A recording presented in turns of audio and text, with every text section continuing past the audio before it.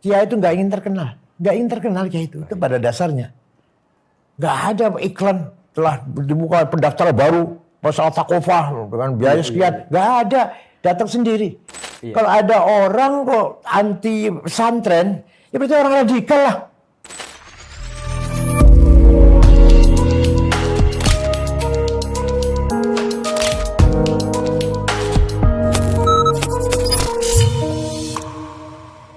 Assalamualaikum warahmatullahi ta'ala wabarakatuh. Waalaikumsalam. Sahabat TVNU dimanapun berada, dalam serial Santri Menggugat ini kita telah menghadirkan Yai Said Aqil Siraj, biasa dipanggil Buya. Kali ini kita akan membahas soal gerakan-gerakan yang menurut versi saya, bahwa dalam istilah saya itu upaya-upaya untuk mendegradasi kiai dan pesantren. Ini terjadi atas tayangan Trans 7 kemarin, mulai dari kasus pesantren Al-Khazini dan kemudian menyambung kepada tayangan Trans 7 dalam Expose Uncensored yang lebih mendegradasi dan mendiskreditkan dunia pesantren, termasuk juga kiai yang pada akhirnya berimbas kepada Nahdlatul Ulama secara umum. Untuk itu kami TVNU akan membahas dengan sosok yang sangat saya kagumi, saya muliakan, dan juga saya takdimi, Yai Said Aqil Siraj. Yai, kita mulai percakapan tentang gerakan-gerakan ini. Silakan, Yai sempat silakan menayangkan pernyataan dari Mekah Al-Mukarramah waktu itu, dan langsung secara well defined gitu, secara terdefinisikan bahwa ini adalah gerakan yang dimotori oleh kelompok-kelompok radikalis, ekstremis, dan mengarah kepada teroris. Nah, mengapa Kiai mengeluarkan pernyataan itu? Bismillahirrahmanirrahim. Terima kasih Gus. Semua mengakui, sejarah mencatat bahwa pesantren adalah al-hisnul hasin di ta'alimuddin islami, benteng yang kokoh yang mempertahankan nilai-nilai prinsip-prinsip Islam, aqidatan wa syariatan wa thaqafatan. Benteng Islam, teologi, ritual, dan budaya. Terus mengakui pesantren lahir jauh sebelum negara Republik Indonesia. Di Jawa Barat pesantren yang paling pertama adalah di Rengas Dengklok, Kerawang, yang didirikan oleh Syekh Quro, seorang ulama dari Cina, nama Syekh Hasanuddin. Nanti yang akan mengislamkan Prabu Siliwangi Pamanah Rasa. Pamanah Rasa nikah dengan santrinya Syekh Quro, namanya Subang Larang, muslimah. Nanti akan punya anak 3 yang terkenal. 1, Syekh Rahmatullah atau Prabu Kian Santang, yang kemudian di Gunung Gadog, Garut. Beliau berjasa besar mengislamkan masyarakat Parahyangan. Yang kedua, perempuan, namanya Rara Santang atau Syarifah Mudaim, yang dinikah oleh seorang Habib Al-Khan, datang dari India, nanti punya anak Syarif Hidayatullah atau Sunan Gunung Jati. Yang terakhir, Syekh Somadullah atau Ki Kuwu Cirebon. Kiwu itu kepala daerah bupati lah, yang terkenal sakti. Terkenal sakti. Ini salah satu contoh pesantren yang dalam sejarah tercatat sangat berperan dalam membangun dakwah Islam, mencerdaskan masyarakat Jawa Barat, menjadikan masyarakat berbudaya beradab sebelum Wali Songo. Itu namanya Syekh Quro atau pesantren Rengas Dengklok. Kemudian terus berlanjut ke Jawa Tengah, Jawa Timur, dan sebagainya.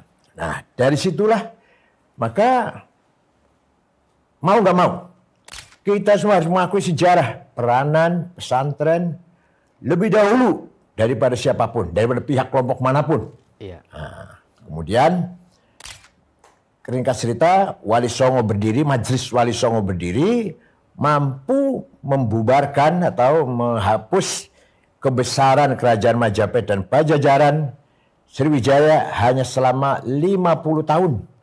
Dari tahun 1400 sampai 450 sudah selesai. Di daerah Majapahit nggak ada Sriwijaya, nggak ada Pajajaran, berdiri kerajaan Islam pertama Demak Bintoro. Dah, loncat saja. Datang penjajah. Ringkas cerita, Belanda, Portugis datang, Demak kalah ya, Adipati Yunus putra Raden Fatah kalah, gugur melawan Portugis di Laut Utara, Laut Jawa, diganti Sultan Trenggono. Sultan Trenggono hanya 2 tahun karena sudah sepuh, diganti mantunya Joko Tingkir atau Hadi Wijaya. Hadi Wijaya dikudeta oleh iparnya Sutowijoyo, kemudian kerajaan Islam pindah ke Pajang atau Sukoharjo. Sutowijoyo meninggal diganti oleh Danang Sutowijoyo yang nanti akan menjadi Panembahan Senopati ing Ngayogyakarta. Beliaulah yang memindahkan kerajaan Islam dari Solo ke Jogja. Kasihnya begitulah. Nah, kedatangan para penjajah ini, terutama Belanda, bukan hanya mengeksplorasi atau mengambil kekayaan alam kita, tapi juga ada gerakan tabsyir, kristenisasi. Itu dia membawa misi kristenisasi. Nah, itu Belanda melarang orang Islam pribumi sekolah. Yang mau sekolah Belanda harus Kristen. Atau orang yang bukan pribumi lah, Cina boleh sekolah. Orang pribumi, terutama orang Islam, harus bodoh buta huruf. Nah, tahun 1901, Belanda merubah kebijakan. Boleh sekolah, pribumi silahkan dari sekolah. Terbuka sekolahnya Belanda. Orang-orang intelek yang nantinya cikal bakal akan menjadi ormas yang modern, waktu belum ada ormas Islam sih belum, tapi nanti cikal ormas modern menerima tawan Belanda itu. Masuk sekolah, SR waktu itu, atau apa namanya lah.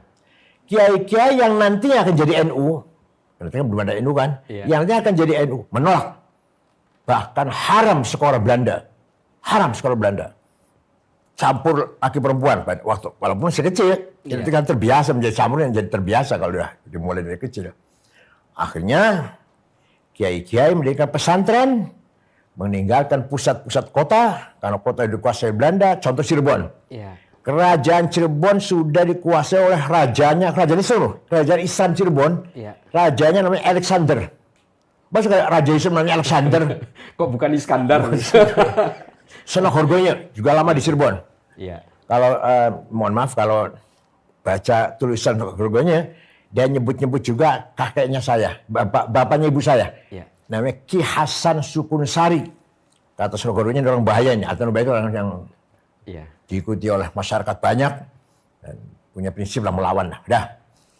Akhirnya ada seorang pangeran namanya Nuruddin keluar di keraton. Nanti Nuruddin punya anak Murtasim, Mutta'ad. 2 aja dulu yang contohnya. Murtasim menurunkan Gedongan, saya, Kiai Mahrus. Mutta'ad menurunkan Buntet dan Benda Kerep. Jadi Benda Kerep, Gedongan, dan Buntet itu kakak beradik. Jadi sikapnya Kiai-Kiai NU yang penting menyelamatkan nilai Islam. Walaupun tidak mampu berdialog atau tidak mampu bergaul di kota dengan Belanda. Yang penting menyelamatkan nilai Islam. Maka di pesantren itu diajarkan prinsip-prinsip pemahaman Islam. Usul fikih, bukan hanya fikihnya. Usul fikih. Mustalah hadis, bukan hanya hadisnya. Ilmu tafsir, bukan tafsirnya saja, bukan. Apalagi misalkan ilmu mantik, logika, diajarkan di pesantren. Mencetak kader-kader kiai yang alim-alim, yang cerdas-cerdas. Izin saya potong, Kiai. Apakah ini juga mungkin hampir semua pondok pesantren yang sudah tua ini, itu hampir semuanya memiliki kitabut turas. Kitabut turas itu mungkin dibuat untuk tujuan itu. Kalau pesantren yang lama, yang semua sama.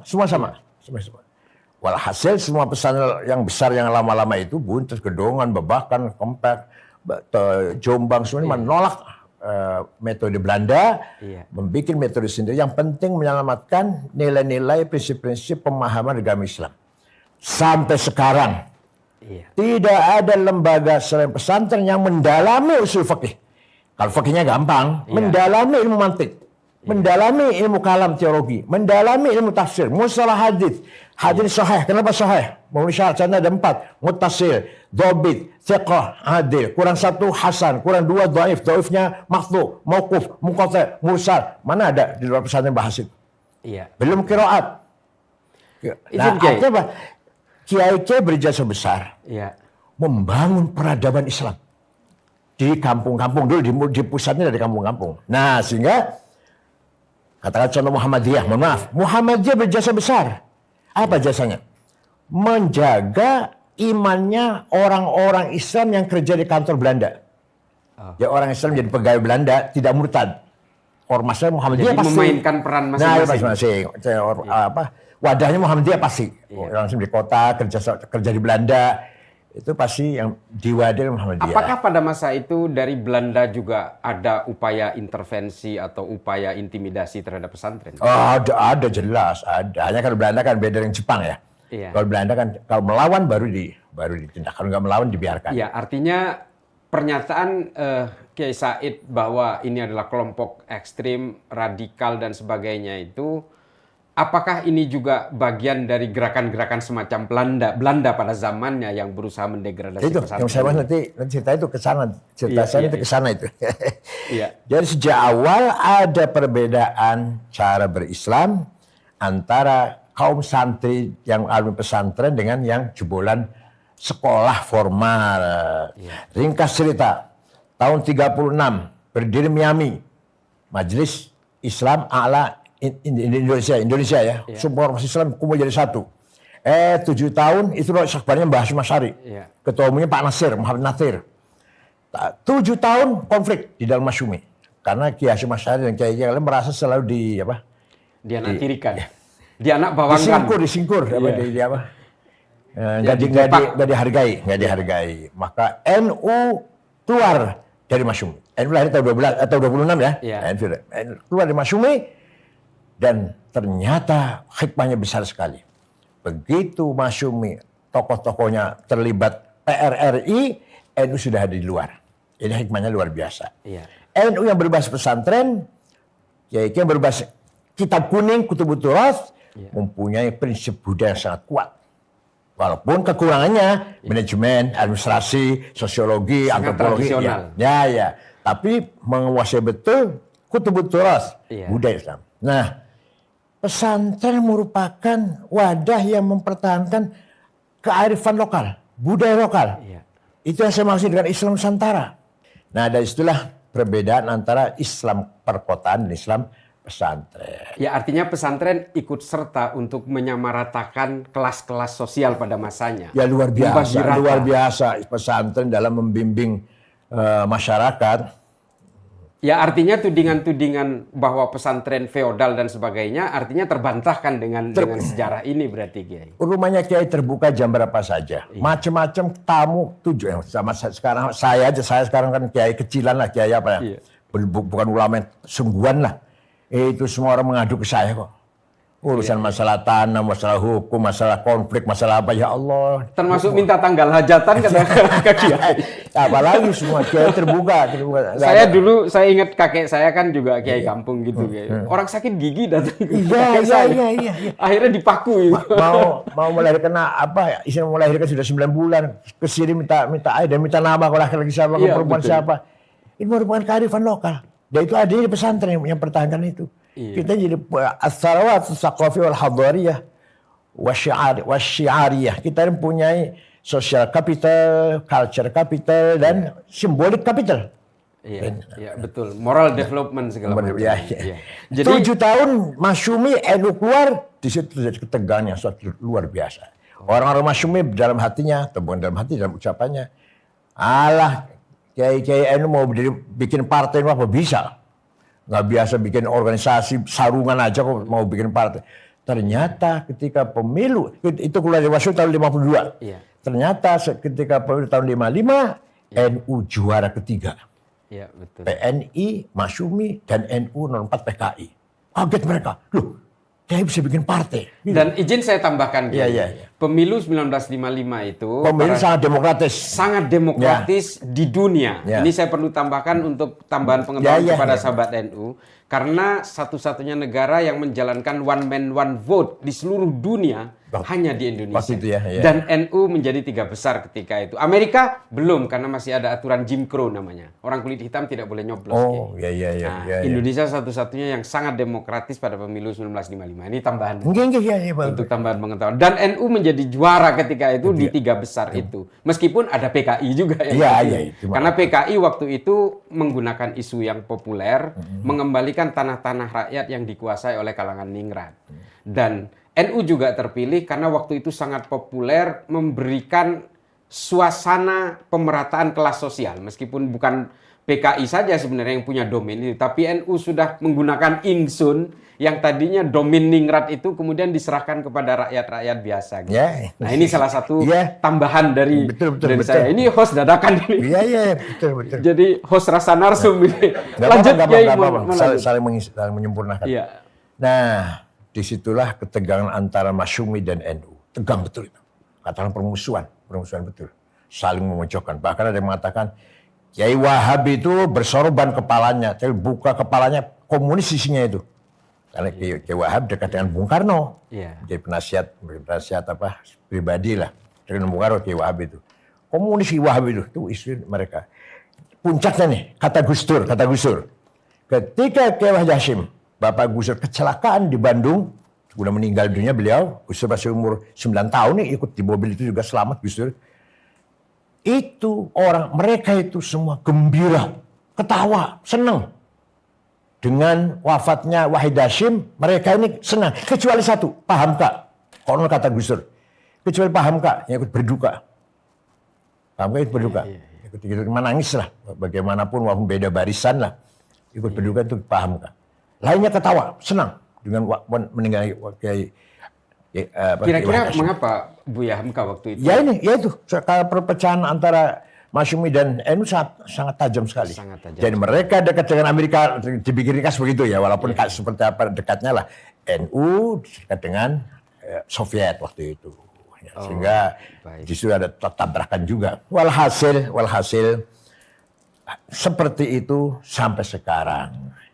Mereka dengan pesantren menertawakan, nyinyir. Dengan pesantren apa ada apa pesantren? Apa gunanya ilmu pesantren, nggak ada gunanya, gitu. Nah kitanya kiai-kiainya santri, mohon maaf, minder untuk melawan, menjawab itu. Padahal kita punya kekayaan turas yang sangat luar biasa, yang bisa menjawab kebutuhan tantangan zaman sekarang. Tinggal kita mampu apa enggak mengkontekstualisasikannya. Semua konsep-konsep ekonomi Islam sudah ada Fathul Qorib. Gak usah besar-besar kitabnya. Fathul Qorib sudah ada semua. Ad-Doman, bank garansi, wathiqah, kolateral, salam, inden, musyarakah, profit sharing, murabahah, maka profit. Ada semua. Tinggal kayaknya bisa nggak menjelaskan yang secara... Betul. Sahabat TVNU, dari tadi pembahasan singkat tadi, untuk kemudian kita membahas topik selanjutnya, kita bisa melihat secara historik perjalanan NU itu sendiri dan pesantren itu sendiri memang selalu diganggu oleh para penggunting dalam lipatan. Kurang lebih begitu ya. Orang-orang yang tidak punya niat baik terhadap negara ini. Apa mungkin kemudian dari bagaimana perilaku pesantren ini, Kiai, yang kemudian berhasil menjaga trajektori perjalanan NU untuk tetap inklusif dan tetap mencintai negara ini? Kira-kira bagaimana, Kiai, penggambarannya dengan pesantren hari ini? Luar biasa. Sekarang luar biasa. Satu-satunya ulama yang punya jargon hubbul watan iman ya Kiai Hasyim Asy'ari. Nasionalisme bagian dari iman. Jadi jargon itu bukan hanya untuk membuat semangat melawan Belanda penjajah, bukan. Ya betul-betul bagian dari teologi. Nasionalisme bagian dari teologi. Anda beriman harus nasionalis, Anda nasionalis harus beriman atau beragama. Hanya Hasyim Asy'ari. Kemudian ketika ada Piagam Jakarta, kemudian orang-orang non-Muslim dari Indonesia Timur tidak setuju, Kiai Wahid Hasyim pulang ke Tebuyang lapor pada bapaknya. BPUPKI. Ya, BPUPKI tanggal 18 Agustus kan. Gimana Pak, gini. Ya Hasyim Asy'ari, sebentar, nanti malam saya sholat dulu. Malamnya sholat, paginya Wahid kembali ke Jakarta. NU setuju piagam Jakarta 7 kata itu dicoret. Kenapa? Yang penting Indonesia menjadi negara kuat dulu. Kuat dulu kita. Di atas negeri yang kuat itulah kita dakwah. Yang belum kuat sudah pertentangan negara Islam, negara. Sebenarnya, nah ini saya sampaikan pada Taliban ketika Taliban berkunjung PBNU. Iya. Ente Soviet lain bicara tentang negara-negara Islam, hanya dengan bentrok antara Burhanuddin Rabbani dengan yang Taliban. Iya. Kalau kita enggak, negara merdeka dulu, baru merdeka kuat dulu persatuannya ini. Di atas kesatuan yang kokoh inilah kita dakwah pesantren, madrasah, dakwah dan seterusnya. Itu artinya apa? Mbah Hasyim Asy'ari berjasa besar memperkuat nasionalisme di Indonesia, bahkan dimasukkan dalam bagian dari iman teologi kita. Iya. Termasuk fatwa jihad tanggal 20 Oktober 1945 dengan tidak ragu-ragu Mbah Hasyim Asy'ari mengatakan, man mata li ajli watanihi mata syahidan. Barang siapa mati demi membela tanah airnya, membela haknya, membela kemerdekaannya, mati syahid. Dan barang siapa berkhianat pada negerinya, boleh dibunuh.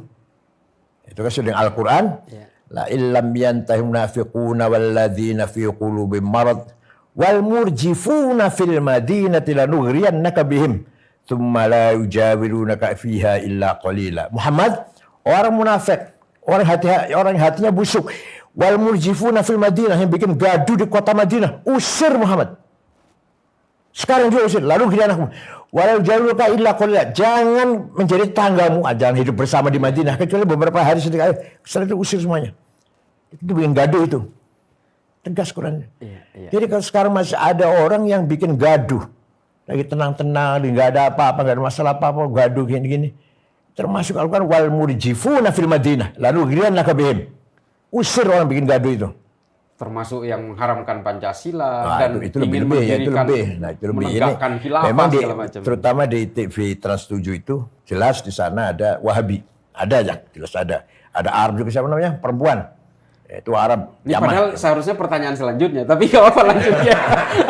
Nah itu sejak dulu memang sana, dan Pak Cete juga cenderung, Pak Cete jauh dari pesantren, jauh dari Kiai NU, dia dekatnya dengan mereka lah dekatnya. Iya. Ya, itu kan Wahabi cikal bakal teroris. Siapa ngomong ini? Yang ngomong ini siapa? Muhammad bin Salman. Iya. Putra mahkota Saudi sekarang yang ngomong Wahabi cikal bakal teroris. Iya. Cikal bakal Al-Qaeda, cikal bakal ISIS, cikal bakal takfiri, jihadi, takfiri. Izin saya tambahkan juga, Kiai. Yeah. Muhammad bin Salman juga mengatakan bahwa Arab Saudi harus lepas dari Wahabisme, karena kalau tidak Arab Saudi akan menjadi negara paling primitif di dunia, karena selalu mengaku paling otentik. Nah, izin Kiai, kalau kita melihat konteks Indonesia hari ini, termasuk juga serangan terhadap santri pesantren, termasuk juga NU ini, kira-kira kalau bisa diperjelas, kelompok ini mengapa selalu menyerang NU? Pertama iri. Kiai lewat di jalan orang semua cium tangan. Kiai semua semua orang apalagi Madura ya. Saya aja salaman ngasih uang semua ini. Enggak besar enggak, 150 20. Iya. Apa saya minta? Tidak. Apa minta? Enggak. Dan masyarakat Madura, Jawa, Jember, Tapal Kuda. Sama saya ngasih uang semua. 50 100. Kalau ditolak sakit hati. Iya. Enggak usah Pak, saya udah hati dia. Sombong Kiai ini. Kalau diterima senang dia. Itu sudah kearifan pesantren, kearifan budaya pesantren. Yang di Timur Tengah nggak ada. Atau di kalangan Wahabi nggak akan kita jumpai seperti itu. Dan dengan demikian, timbul rasa hasud. Kiai nggak begitu pinter kok, diikuti orang banyak. Disegani, perintahnya diikutin, larangannya diikutin, ajakannya diikutin. Ya Allah, walhasil berangkat dari itulah, dari sejak dulu juga itu. Dari sejak dulu itu. Antara NU dan non-NU itu yang menjadi sebab iri itu. Nah, orang yang mendapatkan kenikmatan luar biasa pasti ada yang hasud. Sebenarnya kalau mau kita terbuka, tidak merasa sempurna. Pesantren ada kekurangan, ayo dibantu dong. Apa kalau pesantren, ayo kita sempurnakan. NU banyak kekurangan, ayo dimasukkan. Jangan hanya menghujat. Jangan menghujat, itu namanya menghina, meremehkan. Pesantren apa yang kurang? Kebersihan misalkan, atau profesional dalam masalah bangunan atau apa kurang. Ya ayo dibantu loh. Bukan malah membeberkan. Itu kan berarti membuat fitnah. Wala tuti' kulla halafim mahin hammazim masya'im binami manna'il kharil mu'tadin athim.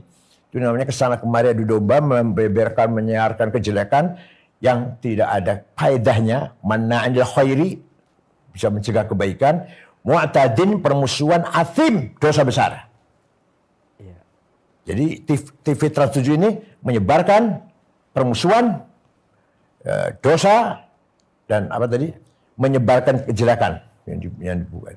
Iya. Dan disebarkan, disiarkan. Ya. Jadi Kiai, melihat serangan-serangan yang sangat sistemik seperti ini, apalagi dimainkan oleh media broadcaster yang nasional seperti ini, kira-kira apa yang perlu disikapi oleh kalangan Nahdien kultural yang ada sebelum di bawah ini pun ya, tulisan sejarah tidak menyebut Kiai Hasyim Asy'ari atau NU. Iya. Waktu kita protes pada Nadim itu yang kuat, katanya korupsi 9 triliun itu. Karena tidak masukkan dalam apa judulnya sejarah Indonesia, apa peran itu nggak ada peran itu. Nah, begitu pula orang-orang yang sekuler, yang nyinyir bareng pesantren, nggak menganggap bahwa pesantren ada andilnya atau ada peranannya ketika membangun negara Republik Indonesia ini. Padahal kita ini setiap krisis pasti NU yang di depan. G30S, NU di depan. Iya. Lahirnya Orde Baru itu juga faktor NU mendukung Orde Baru. Yang mengusulkan Pak Harto menjadi pejabat sementara menjadi presiden, Nurdin Lubis, satu ketua PBNU. Yang mengusulkan membubarkan PKI dari NU. Yang usulkan ngotot di MPR. Iya. NU yang usulkan bubarkan PKI. TAP MPR nomor 1 ya. Nomor 1 itu tahun. TAP MPRS nomor 25. Gitu ya, pembubaran PKI ya. Pembubaran PKI dan ajaran-ajaran komunisme. Nah, kalau yang Pak Harto menjadi presiden, itu juga Nurdin Lubis tuh yang betul. Walhasil tanpa peranan NU belum tentu ada Orde Baru. Belum tentu Pak Harto jadi presiden. Iya. Pertama awal mulanya gitu. Hasil kalau demi Indonesia ini paling di depan sendiri. Satu lagi, ketika Pak Harto mewajibkan asas tunggal, semua ormas asasnya harus Pancasila. Buang itu asas Islam, dibuang. NU menerima. Tahun 82. Hanya NU yang menerima. Tahun 82. Pertama kali beliau itu NU. Itu punya melalui perdebatan yang seru ya. Perdebatan kiai-kiai itu. Buka kitab kuning itu. Mbah Mun, Kiai Umar Kempeh, pade saya. Terus, akhirnya kesimpulannya setuju lah. Yang penting negara bersatu ini. Islam didakwahkan, bukan dikonstitusikan. Iya. Waktu itu perdebatan seru. Kiai Maimun sambil nangis tuh menerima asas tunggal Pancasila. Terus dari Cirebon Kiai Abdul Abbas menerima. Walhasil tahun 82 ormas-ormas Islam yang lain masih ragu-ragu, NU tidak ragu-ragu menerima asas tunggal Pancasila. Iya. Sohifatul Indonesia, ya. bukan Sohifatul Madinah. Jadi kalau mengacu kepada pernyataan Kiai tentang radikalisme, ekstremisme dan terorisme, kebetulan saya juga menggeluti ini dan saya selalu punya kesimpulan yang sama Kiai, bahwa semua terorisme yang mengatasnamakan Islam itu embrionya pasti Wahabi. Saya tidak pernah ragu untuk mengatakan itu. Apakah mungkin ini gerakan-gerakan yang mendegradasi pesantren dan juga termasuk NU ini bagian dari gerakan global mereka untuk menghantam siapapun yang dianggap jadi penghalang? Sangat mungkin. Karena NU ini yang protes terhadap tindakan Abdul Aziz Al Saud membongkar kuburan. Bongkar kuburan rata dengan tanah, Siti Khadijah, Ibnu Zubair, As'ad bin Abu Bakar. Di Madinah Baqi rata dengan tanah semuanya. Kita nggak tahu mana Imam Malik, mana Siti Aisyah, mana. Walhasil nggak tahu lah mana kuburan sahabat di Baqi. Karena semua rata dibongkar. Mana Sayyidina Utsman. Nah, akan membongkar makbarah Rasulullah dan Abu Bakar Umar. Yeah. Disitulah Kiai Hasyim Asy'ari membentuk Komite Hijaz. Kiai Wahab, Kiai Zainul Arifin yang pernah jadi Perdana Menteri, yang terserempet peluru ketika sholat Idul Adha di lapangan Cikini dengan Bung Karno. Itu Zainul Arifin tuh ketua NU, salah satu NU dan Perdana Menteri. Berangkatlah ke Hijaz dan Haji Hasan Gipo, nanti ketua umum Tanfidiyah pertama itu. Iya. Jumpa dengan Raja Abdul Aziz, permohonan surat di Hasyim Asy'ari. Satu, diberi kebebasan mengibadah di Mekah Madinah sesuai dengan mazhabnya masing-masing. Kedua, imam dan khotib digilir 4 mazhab. Ketiga, atas nama umat Islam negeri Jawi, tolong makam Rasulullah Abu Bakar Umar yang ada di masjid itu tidak dibongkar. Yang permintaan 2 di atas tidak dikabulkan. Tidak dikabulkan. Okay. Tetap imam itu harus Wahabi, Hambali lah, Hambali yang ngakunya Hambali. Dan jamaah pun harus Hambali semua tuh. Nggak boleh, nggak ada kebebasan. Kalau sekarang ada berubah dikit, ada sedikit berubah. Walhasil adalah kemajuan kata Muhammad bin Salman ini. Iya. Nah, tapi tidak dibongkarnya makomnya Rasulullah Abu Bakar Umar, itu jasanya Nahdlatul Ulama. Namanya Komite Hijaz. Pulang dari sana, baru deklarasi berdirinya NU 31 Januari 1926. Itu pulang dari sana. Iya, waktu COVID itu juga sempat viral As-Sudais baca kunut di Masjidil Haram. Jadi pada akhirnya baca kunut juga. Tapi izin Kiai, kalau kita kan selama ini dari tadi kita bahas itu adalah dari dunia pesantren, dari dunia NU melihat keluar. Ada yang bilang bahwa fenomena upaya-upaya untuk mendelegitimasi peran pesantren ini karena ketidaktahuan akibat terlalu pasifnya pesantren.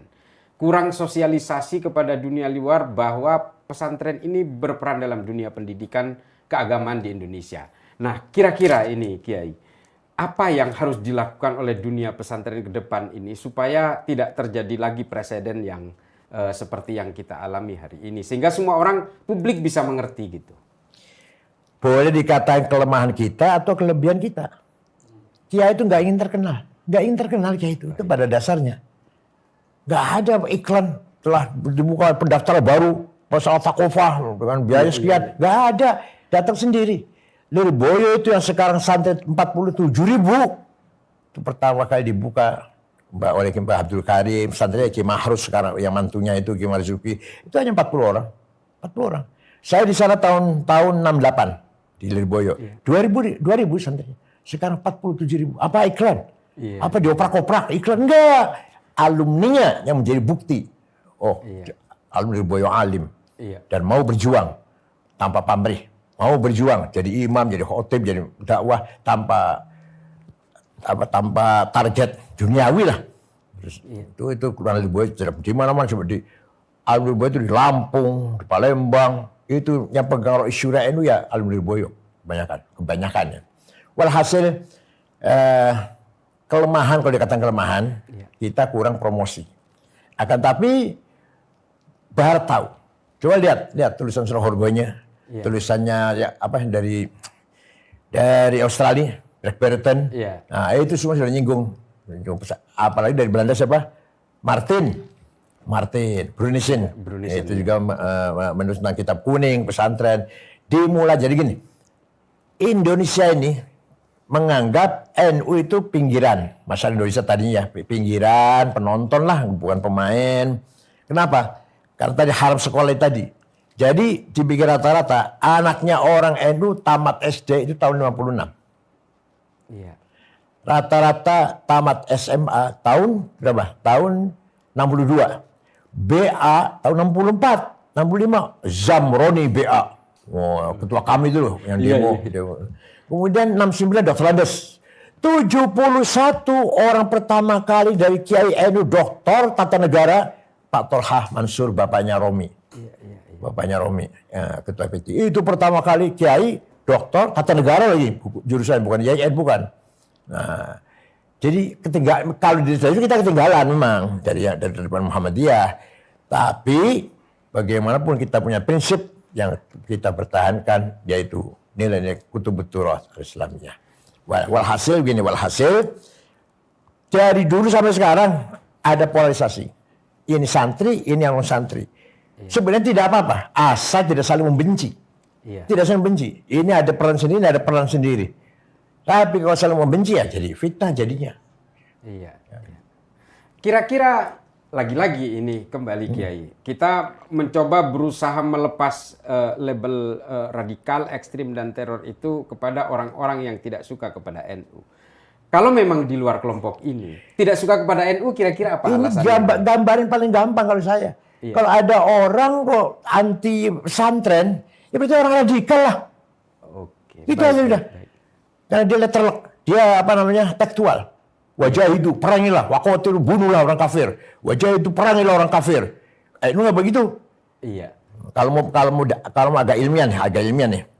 Dalam memahami agama Islam itu, pertama kita pegang Quran dan hadis sebagai bayan ilahi dan bayan nabawi. Penjelasan dari Allah dan penjelasan dari Rasulullah. Tapi Quran dan hadis itu bahasa Arab.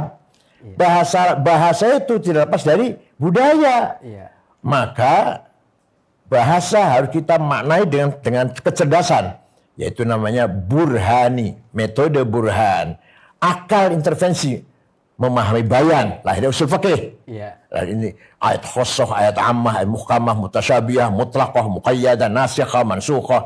Contoh, aqimus shalah, perintah, wajib salat. Kulu washrabu, perintah, wajib makan, wajib minum, gitu. Sama wajibnya.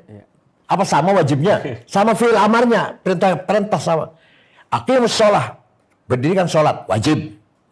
Kulu, makanlah, washrabu, minumlah. Apa sama wajibnya nih? Sama-sama wajib? Enggak. Beda dong. Nah begitu pula wajib perang dan wajib sholat. Wajib sholat umum, wajib perang khusus. Kalau lagi perang.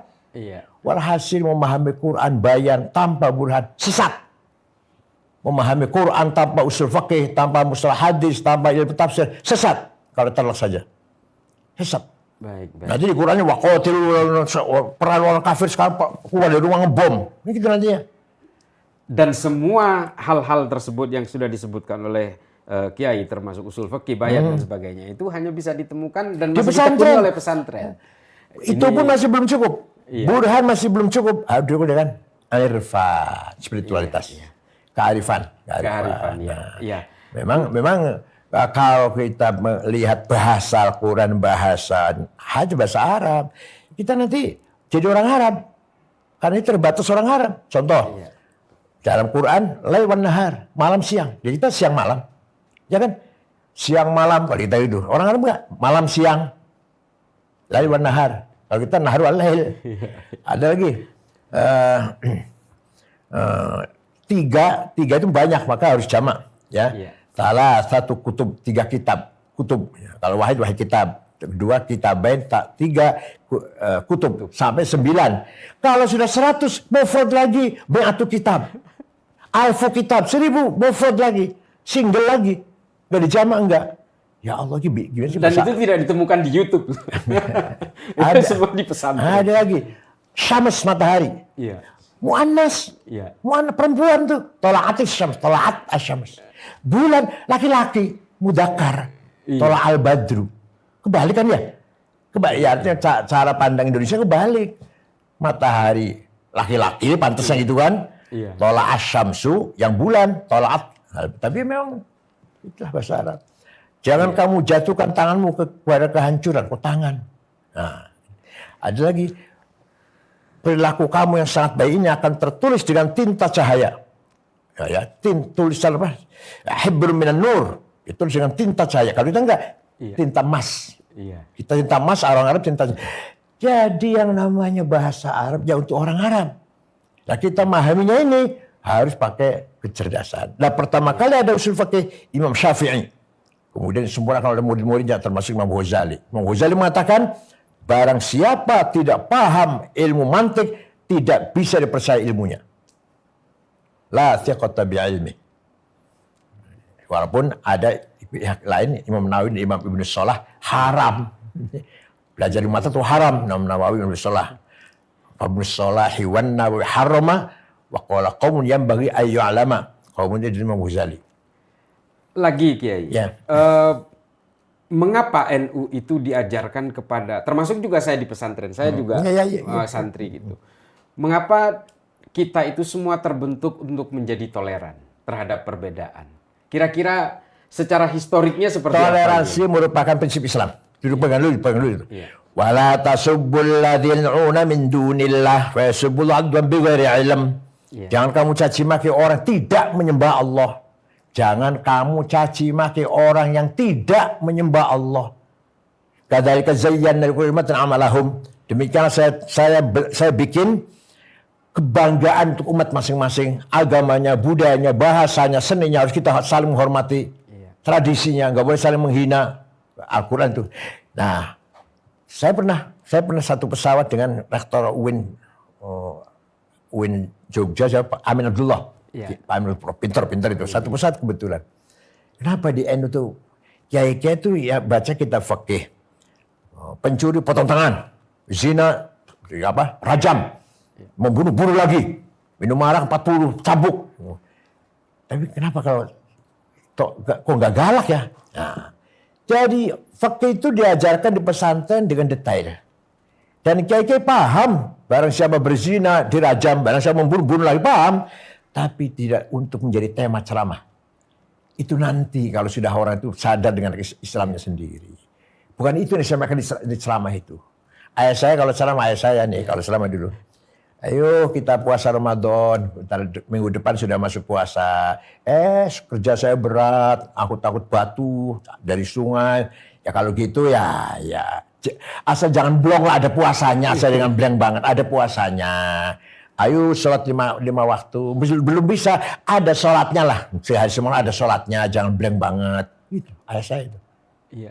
Jadi cara berdakwah pada Sama orang. seperti metodologinya Wali Songo dan sebagainya. Iya, makanya itu. Tapi ironisnya Kiai, kalau saya melihat pergerakan di lini massa di media sosial termasuk di media-media visual gitu, yang ikut menyerang NU, yang ikut menyerang pesantren untuk kasus hari ini, apa yang terjadi hari ini, itu juga banyak yang dari non-Muslim. Nah, kira-kira Kiai melihat ini, padahal NU dikenal sangat toleran gitu. Kira-kira bagaimana Kiai Said melihat hal-hal yang seperti ini? Saya nggak ngerti ya kalau sampai non-Muslim ikut mengkritik. Saya belum. Saya Itu belum. dia.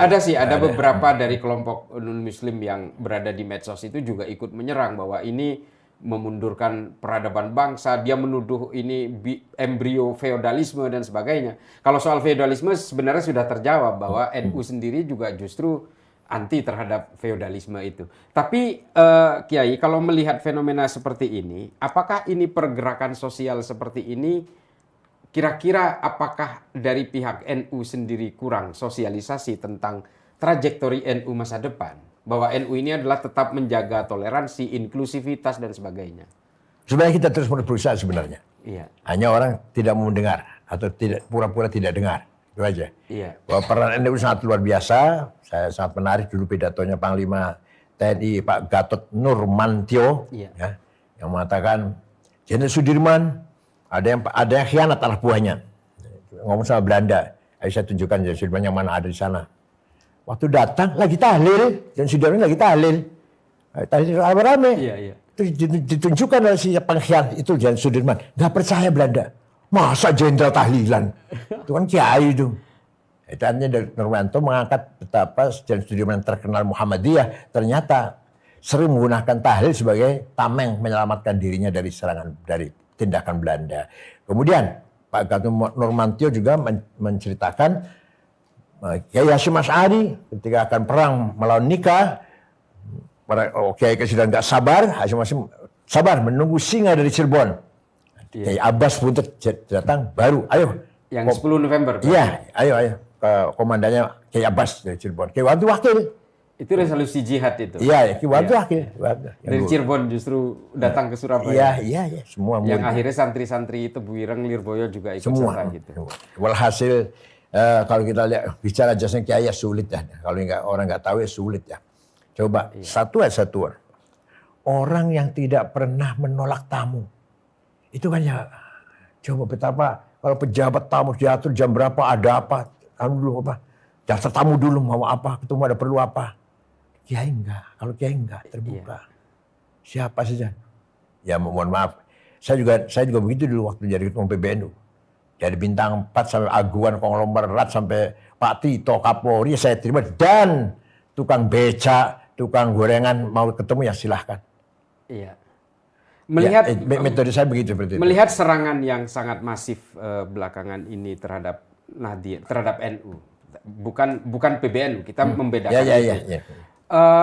Kira-kira sikap NU sendiri dengan adanya gerakan-gerakan massa seperti ini, kira-kira apakah ada langkah lain dari menurut Kiai yang untuk menyikapi hal-hal yang seperti ini? Saya lihat kadang saya menggugat secara hukum. Ya. Saya setuju. Nah, kalau kemarin dipimpin oleh Kang Cicun di DPR, usulannya sudah dicabut izinnya, itu saya setuju itu. Nah, satu lagi kalau saya, terutama pada kiai-kiai sepuh, ayo pada rame-rame baca Hizib Nasr, Hizib Sakran, nah gitu. Tapi bacanya bukan di lapangan rame-rame gitu. Malam-malam bangun, nangis pada Allah, baca di situ Hizib Nasr. Bukan yang seremonial di lapangan, pakai proposal tuh nanti. Pakai proposal dan pamer-pamer. Iya. Jadi, tapi itu ada. Terus harus ada itu. Yang demo harus ada. Telepon banyak sekali ke saya dari Cirebon, dari Majalengka, Kuningan, Indramayu ke saya. Gimana? Kita mau gerak. Silakan, asal jangan anarkis. Kalau nggak saya larang yang namanya Indramayu, namanya Solikin. Waduh, maunya bakar-bakar itu maunya tuh. Karena sahabat-sahabat kalangan Nahdien juga kami capek diginikan terus. Iya. Itu dia yang mungkin menjadi giroh bagi teman-teman NU. Karena kami selama ini lebih memilih diam karena kami diajarkan untuk tawadhu. Tapi hari ini kami harus bangkit untuk melawan. Saya sendiri. Iya. Banyak yang mencaci maki saya banyak. Kemudian minta maaf saya. Orang Bangkalan ada, orang Tuban ada, Pasuruan ada. Saya maafkan, nggak usah minta maaf, sudah saya maafkan. Bahkan pernah ada narasi Kiai Said diadili. Saya maafkan, nggak apa-apa isu. Saya katanya menjadi maklarnya, beli tanah di Malang untuk dijual gereja. Gereja itu dibangun tahun 80-an, saya baru pulang dari Mekah 94. Gereja itu dibangunnya tahun 80-an, 85, berapa. Saya pulang tahun 94. Ada yang mengatakan saya jual tanah milik siapa ke gereja, dapat uang katanya sekian. Gereja itu berdiri tahun 80-an, sebelum 90 lah. Saya baru pulang dari Mekah tahun 94. Tapi minta maaf, saya maafkan. Yang mengatakan saya Syiah ini, saya maafkan. Tapi kalau sudah NU yang disinggung, pesantren yang disinggung, sulit untuk saya maafkan. Susah. Sepakat. Karena eksistensi kita. Saya ikut bersama Kiai. Kalau soal NU tolong jangan dibuat ini. Karena kita bukan hanya taksub ya, bukan hanya fanatik, bukan. Tapi kalau saya pribadi meyakini Kiai bahwa NU adalah tonggak penting di negara ini. Kalau NU ambruk, ya semuanya bakal ambruk. Sak Pancasila-nya ambruk menurut saya. Itu selalu saya suarakan di mana-mana. Nah, yang paling terakhir Kiai, kira-kira kalau ternyata tuntutan-tuntutan kita terhadap Trans 7 ini hanya sekedar berujung kepada minta maaf sementara dia sudah membuat satu narasi-narasi yang sebenarnya membuat gaduh, membuat heboh dan bahkan bagi saya mendegradasi kepada orang yang tidak tahu tentang pesantren, pada akhirnya semacam mempertegas gitu, menegasikan bahwa pesantren itu memang bobrok gitu. Kira-kira apa sikap kita? Sudah ngomong sama Kiai Lirboyo, jangan mudah maafkan, jangan hanya dibayar 100 juta, 200 juta dimaafkan. Saya sendiri sudah dihubungi seorang jenderal. Sahabat saya tapi jenderal udah pensiun, orang senior lah. Katanya Pak Cetain ketemu saya. Enggak usah ketemu, enggak apa-apa. Luar biasa. Enggak usah ketemu. Itu dia. Ya. Karena ini soal dignity. Iya, dignity. Iya. Jadi kita semua merasa tergugah. Mari kita perkuat solidaritas kita, solidity kita. Iya. Senasib, seperjuangan, senasib, sepenanggungan.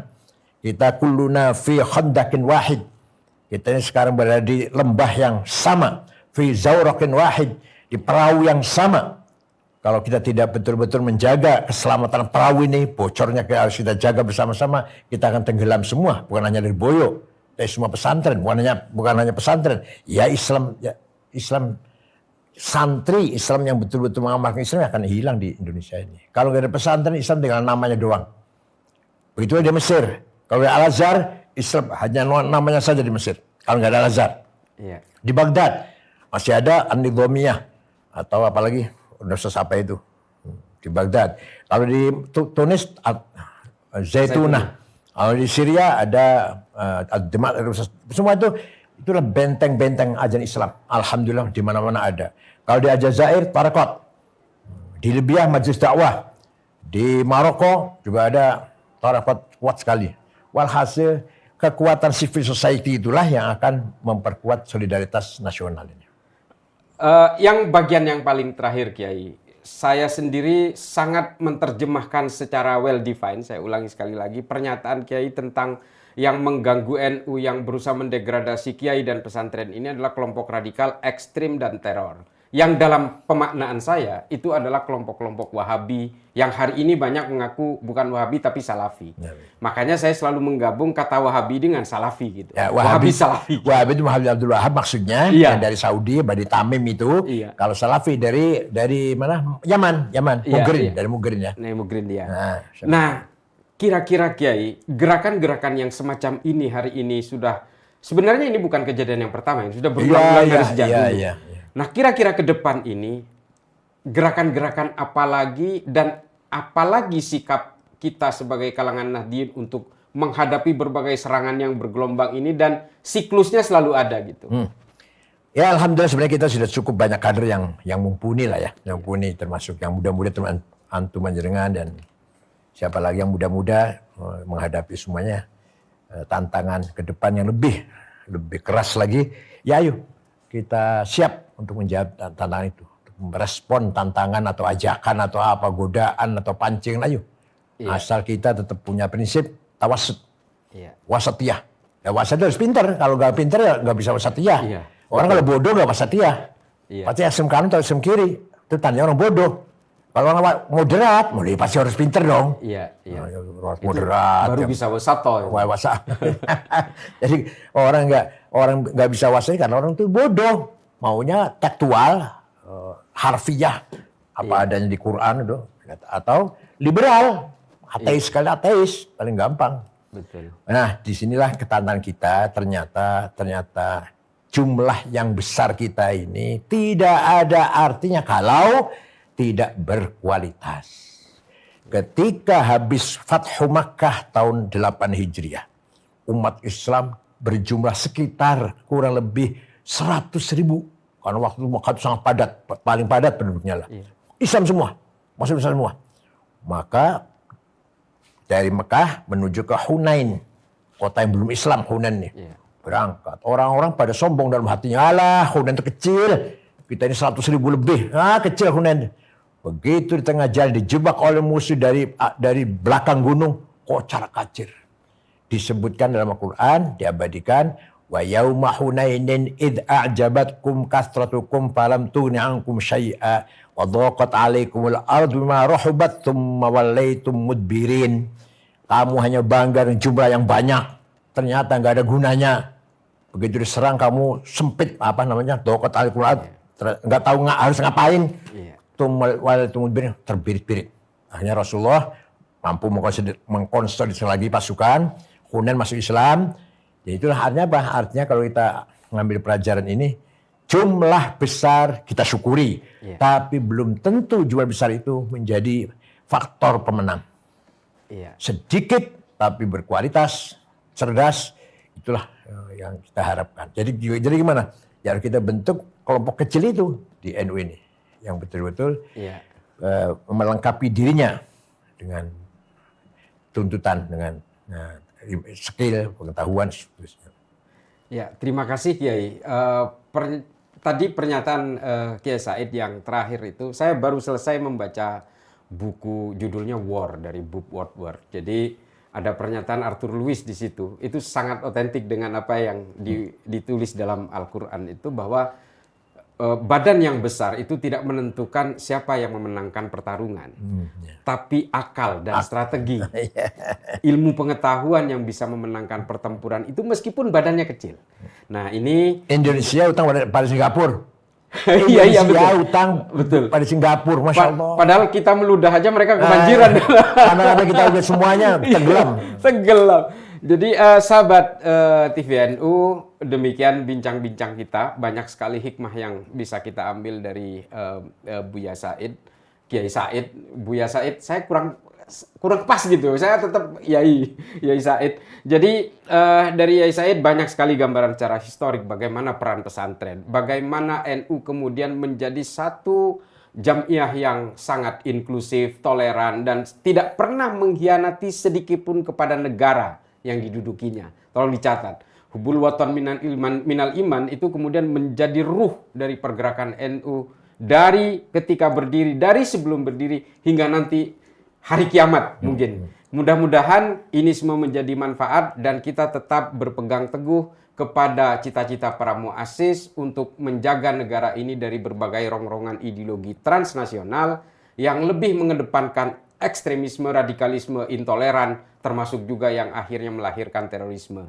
Tidak ada orang NU yang ditangkap oleh kepolisian menjadi teroris. Tidak pernah ada. Kecuali kelompok-kelompok lain yang memang cenderung menganggap dirinya yang paling benar dan orang yang berbeda dengan dirinya pasti salah. NU tidak pernah memiliki berbagai hasrat-hasrat dan ambisi seperti itu. Itu bukan ideologinya NU. Mudah-mudahan ini semua bermanfaat. Wallahul muwaffiq ila aqwamit thoriq. Wassalamualaikum warahmatullahi taala wabarakatuh. Waalaikumsalam.